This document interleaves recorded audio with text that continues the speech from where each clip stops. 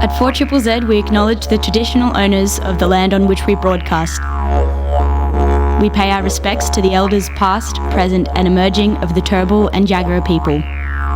We acknowledge that their sovereignty over this land was never ceded. And we stand in solidarity with them.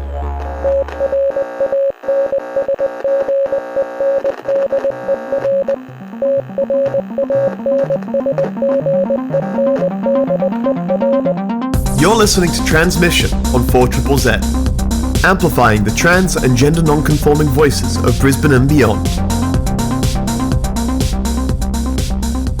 Good morning, Meanjin. My name is Ez. I use he, him pronouns, and I'm joined in studio by a very special guest today. Hello. Hi, my name is Ellen. I use they, them, or she, her pronouns. How you doing? I'm really good. Yeah, it's really fun to be in the station on a Tuesday. In the morning? In the morning. I mean, I feel like not many people are here on a Monday when I am usually in for Megaherzzz, so it's a good vibe. Yeah. I used to be in on Mondays. I used to hang out with you, but then I left you. It's true. I forgive you. It's okay. We're hanging out now, and it's a really special week this week. It's Transgender Awareness Week. Are you aware that I'm trans? That's kind of how I feel like walking around. Are you aware? You should be aware. Cool. Good. I'm glad. Job done. Yeah, it's Transgender Awareness Week, and Ellen and I will be chatting about AusPATH. So we'll get into that a bit more later on. But first, we have the week in community events and news, and we also have a giveaway. So if you're interested in Bones Alternative Queer Party, which is happening at the Brightside this Friday on the 17th of November from 8 p.m. till quite late, 2 a.m., tickets are normally $22 from OzTix.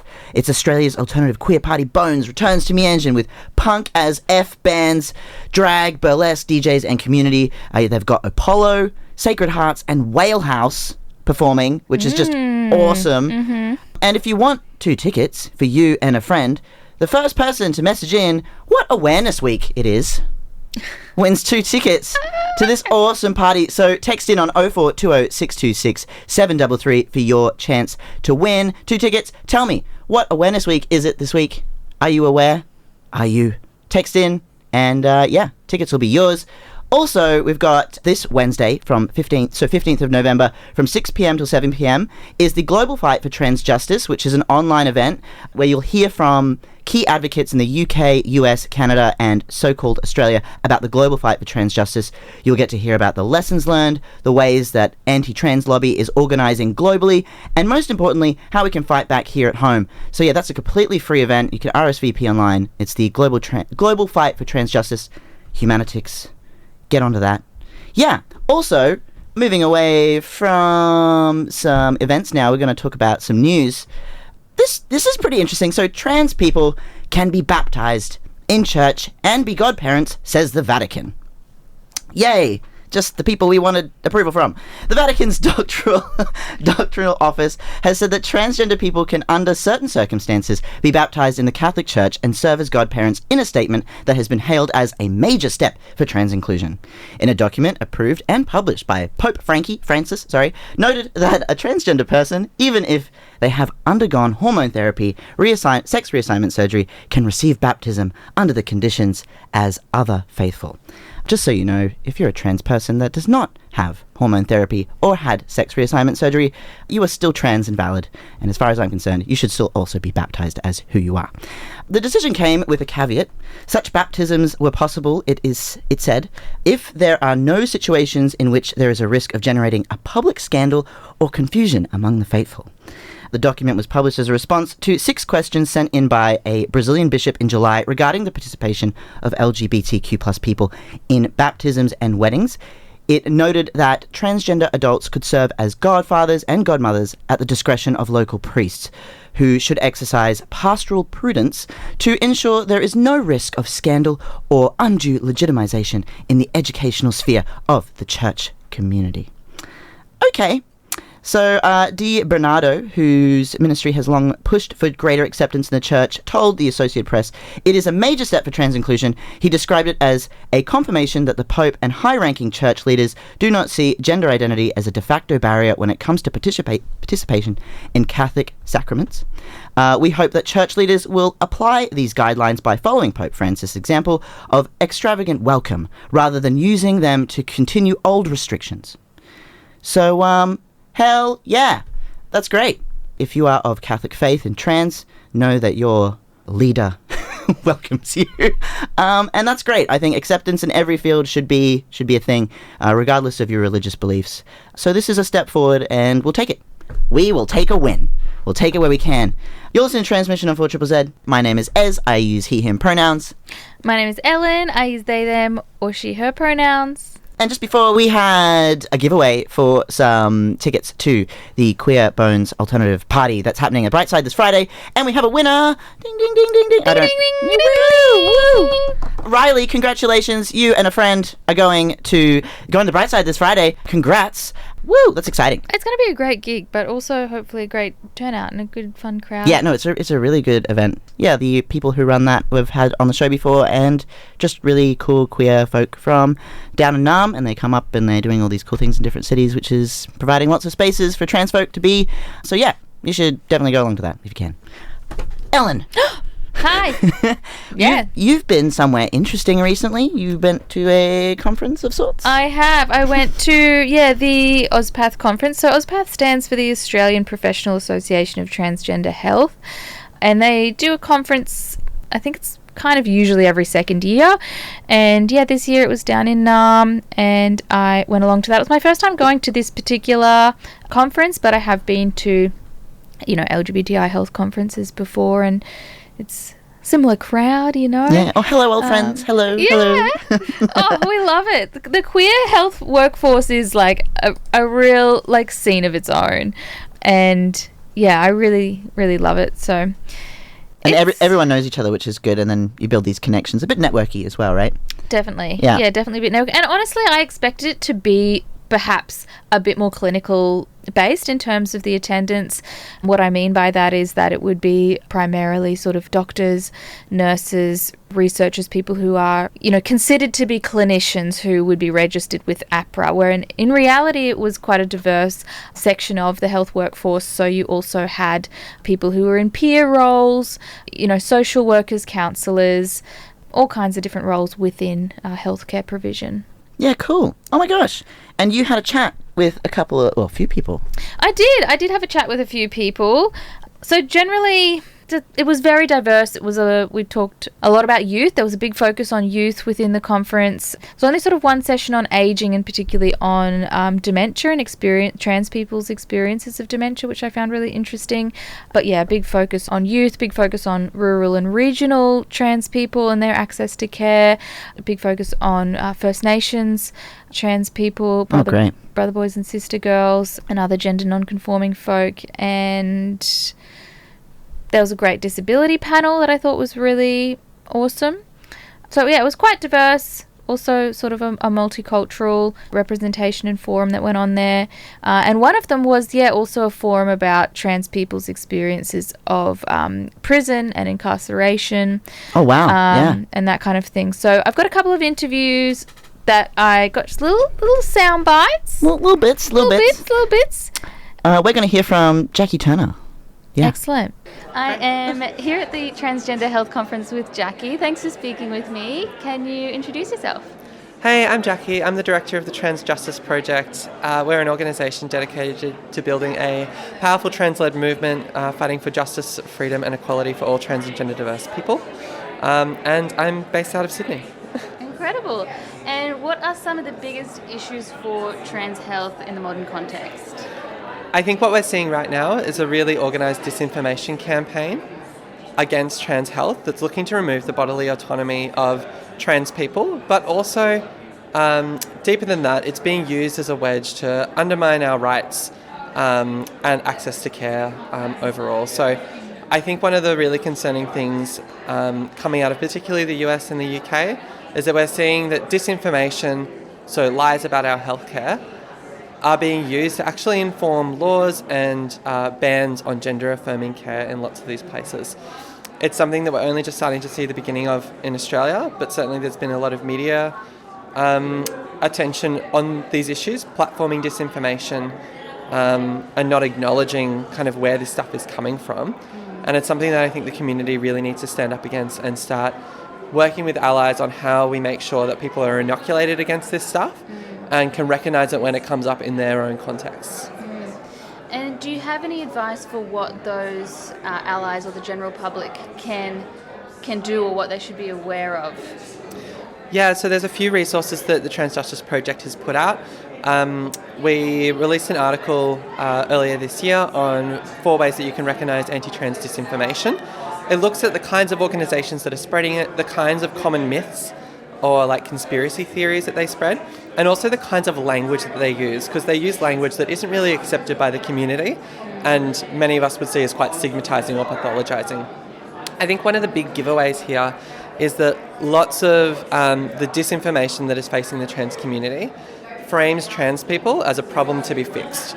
We, are something that needs curing. We're not okay just by ourselves. And we know that's not true, right? Like, trans people obviously have existed all throughout history. We live, diverse, beautiful, joyful lives when we're supported to be who we are and have the freedom to be ourselves. And what we need is to have more control over the decisions that affect our lives, not less. Thank you so much for your time. Great, thanks. Aw, Jackie. Yeah, so as she said, she's the head of the Trans Justice Project, and as she mentioned in that interview, there is some really awesome resources that they have up on their website as well. Yeah, I've got Jackie coming in the studio next week. There you go. Not in the studio. Kind of in the studio. On air. You'll hear her. Yeah. Yeah. And also, we've had another one of the people that you spoke to, Necho, about prison abolition and works in that space. She's been on here on Transmission as well before, talking about activism and what we can do. What did you guys chat about? So she was there with Whit Gorry and 2 incredible women who were recently released from prison, who had both sort of begun their medical transition, at least, whilst incarcerated. And we're just talking about like the different ways that sort of is treated in prison. Like, obviously it's not a good time. And I mean, you are very isolated. There's obviously a lot of transphobic violence. There's a lot of homophobic violence, and there is very little that's done to protect you. Sometimes when people are put into protection, what that means is you're just put into a separate, either solitary confinement. You can be left in solitary confinement for a long time for your own protection, which is actually really terrible for people's mental health. Or you're put into the protection sort of area, which is where a lot of people who have committed quite intense sexual violence are also housed. So you're, before your own protection, being housed with the most violent offenders, which has pretty catastrophic consequences for people's physical safety. But there was also talk about how, in prison there are Christian groups, there are Muslim groups, there are First Nations groups, there's other cultural groups that are allowed, but like queer meetups, or peer support groups are really not allowed as much because we're inherently seen as sexual, right? So they think that having like an LGBTI plus sort of support group within the prison is just like a hookup. Yeah. So that's like not allowed, and having people come into the prison to sort of facilitate that space, it's really difficult to get access to do that, whereas for so many other different demographics, that support is provided. Yeah, right. All right. Should I push play on? Let's do it. Yeah, let's do it. This is Necho Brocchi. Yeah, hello everyone. I'm Necho. I use she, her pronouns. I'm a white trans woman from Meanjin. I'm a social worker and a prison abolitionist, a law student, and thanks for having me. So I'd like to know what happens when a trans person is arrested, when they're remanded, and when they're incarcerated in Queensland. Yeah, so I think the big first issue that has been spoken about this week is that in Queensland, when a trans person gets taken into a watch house, they're only ever kept in a solitary confinement cell, and what that means is, they do not have access to calling doctors or family, or they're completely isolated there, put in a medical gown, and completely restricted from any support or way of accessing their friends, family, or what they need, obviously, in a watch house. And how are trans people placed or housed for incarceration? So in the watch house, like I said, they're put in solitary confinement cells, and then once they go to prison, trans people are only ever put in the prison according to their genitalia. It's got nothing to do with how they identify, other, gender-affirming care surgeries that they've had. People are reduced completely to their genitalia. And are people able to access any sort of gender-affirming care when they're in prison?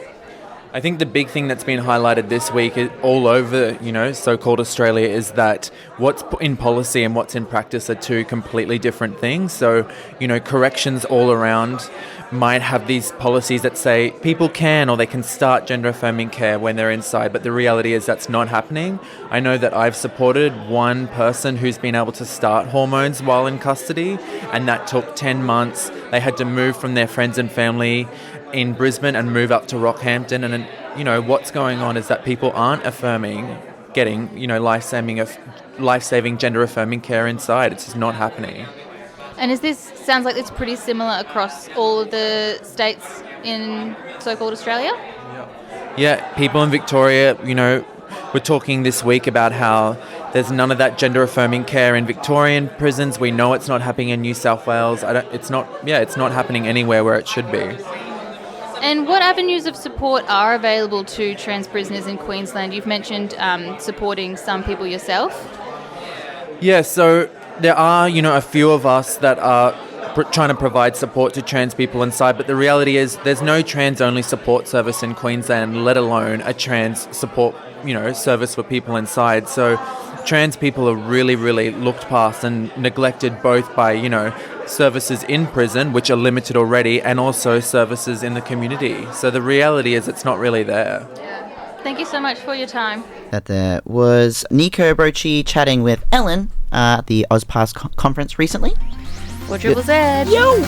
Amplifying the voices of the trans and gender non-conforming community of Meanjin, Brisbane and beyond. Transmission on 4ZZZ brings you the latest in trans community news, music and events. Every Tuesday from 9am till 10am. Join our team of hosts for an hour of celebrating the unique perspectives of the trans community. Transmission, Tuesday mornings from 9am till 10am on 4ZZZ. You're listening to Transmission. My name is Ez. I use he, him pronouns. My name's Ellen. I use they, them pronouns. And we're chatting about AusPATH. And we've got some... Go on, Ellen. I'm going to hand you the control. You know what's up. All right. AusPATH, it's the Australian Professional Association of Transgender Health, so it was like a trans health conference.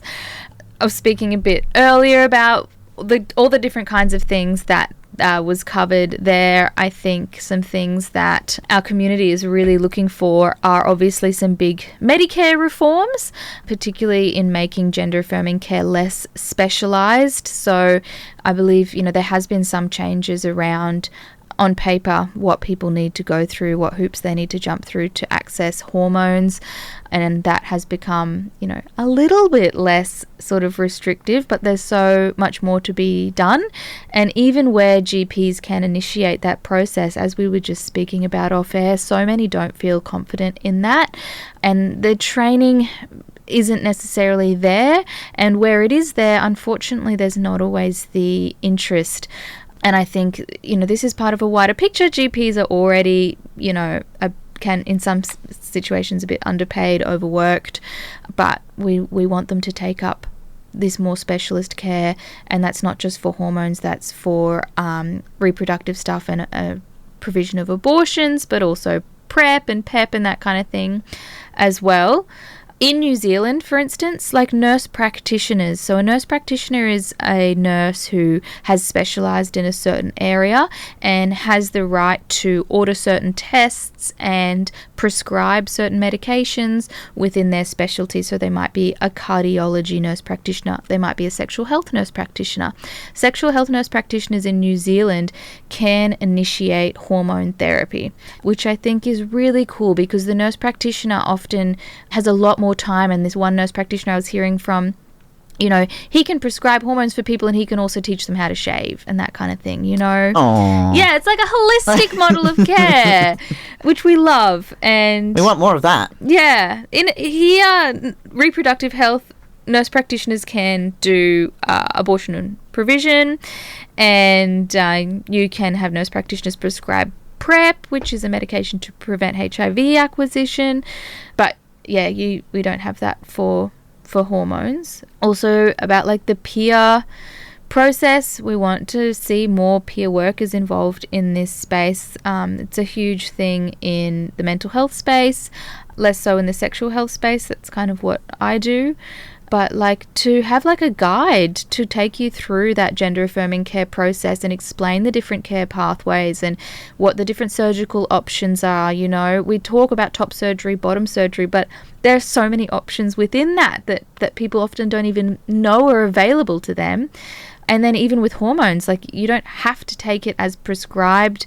And I mean, again, back to the Medicare, there's no, you know, like sort of line item number for like trans men taking testosterone, right? It has to go through as if you are a cis dude needing hormone replacement therapy. That's how they make the call. You have to go see a sexual health specialist or a gender specialist, which, you know, is not covered by Medicare either. So that's a fee that you fork out. And then once you've been like, yep, it's official, you can't produce your own testosterone, and then they make a phone call. My doctor made a phone call while I was in the room and basically listed their medical number and then went, yep, the patient I'm seeking is this name, and it will be whatever your legal name is on your birth certificate, because that's how it has to go through. And then they'll go, yep, he has this, like my patient has, basically, the testes don't work. Yeah, you've got a testosterone deficiency. My testes don't work. That's basically what they're saying. And it's like, yeah, they don't work because they're not there. Yeah, they don't exist. They don't exist. Yeah. So, and then that's how that prescription works. And then I don't have to see that specialist ever again because I have that diagnosis, basically. The non-testy diagnosis. And then it's a matter of finding a GP that's willing to dispense it to me. Yeah. And give me that script. So yeah, it's silly. It is silly. There's a lot. There's no, Medicare line item numbers for a lot of the surgeries as well. No, none, really. Yeah. Unless you have had, let's just say you're a cis woman who had breast cancer and then you wanted to get a breast reconstruction, that'll be covered. Yeah, but and it's interesting, and I was just about to say, well, yeah, because it's not gender affirming, but it is. In actual fact, it is. I would argue that is gender affirming care. Yeah. You want the boob back because it makes you feel like a woman. Yeah. And it gives you a sense of bodily integrity, right? Yeah. That's how your body should look. That's how you perceive your body. You feel wrong when you look in the mirror with your missing breasts. I'm like, wow, these all sound very similar to trans experiences. Yeah. I would argue that, and same with male pattern baldness. You wanting to get your hair back, I would argue, is also to do with maybe youth as well, but also your masculinity and being able to grow a full beard. Sure. I'm sure there's lots of young men out there that, regardless of gender, that struggle to grow facial hair in as fast and as thick and as full as the way you want it, and that makes you feel emasculated, maybe. I'm telling you now, that's also gender affirming to have the beard that you're after. So, yeah. So this interview with Lucy Solonsch that we're about to play she works in the sort of peer space as sort of a navigator through that, but also doing a bunch of research. And it's meant to be sort of provocative. She's just asking people to sort of reimagine what the best standard could be for trans healthcare rather than, treating it constantly as a risk to be mitigated. Yeah, so my name is Lucy Solonsch. I, a couple of years back, did a thesis based on the ways we look at and view gender-affirming care, and basically looking at gender-affirming care policies and asking what problem they're actually trying to fix. And in a lot of my research, I found that these policies are primarily trying to fix perceived risk or focus on access, which basically means getting the person gender-affirming care as long as they tick off a whole big set of boxes, as opposed to just letting us get the care because it's part of what we have a human right to do as beings that deserve autonomy. Functionally, based off of that, in the presentation I did today, made an argument that we really need to start treating over-the-counter hormones as a gold standard so that people can just access the care without needing to go through all the medical gatekeeping that's currently present, and that even for the breast practitioners is just inherent within the biomedical systems they work within. Ultimately, it's going to be pretty difficult to get there, but I think some of the big steps are moving towards peer partnership models, where lived experience workers get to work in partnership with community members who are seeking gender-affirming care to help support them to get access to the care and help support them with anything they might need prior to or during access of gender-affirming care. And then after that, potentially moving towards peer practitioner models, where once you get a bajillion licenses sorted out, given that provision of hormones is usually relatively simple, as easily admitted by many of the endocrinologists I'm friends with, it'll just kind of, again, remove one of those steps and place more of that control of what happens to our community with our community members, ideally moving it towards being centered in the individual, but in the meantime, each of these steps totally center that more in our community. Absolutely. I really appreciated your reframing of gender-affirming care from a risk management perspective to an autonomy-focused lens. So thank you so much for speaking to us today, Lucy. Anytime. Thank you. Yeah, nice. You were just saying, Ellen. Actually. I was just saying, trans bodies are treated as a liability. I think that's why we have this hesitancy by GPs to do hormone therapy. It's why we, don't have, I think, Medicare surgeries. It's because these things have always been seen as so experimental, so risky, and no one wants to take the risk, even though, all of the data supports the fact that the rate of regret for these sort of surgeries is quite low, much lower than knee replacements or hip replacements.